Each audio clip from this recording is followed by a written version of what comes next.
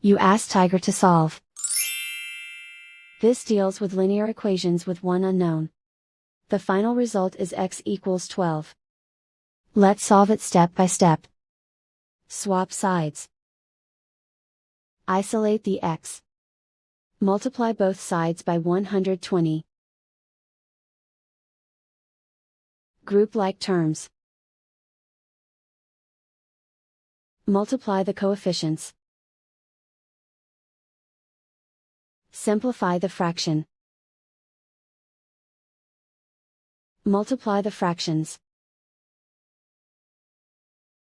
Find the greatest common factor of the numerator and denominator. Factor out and cancel the greatest common factor. And so the final result is x equals 12.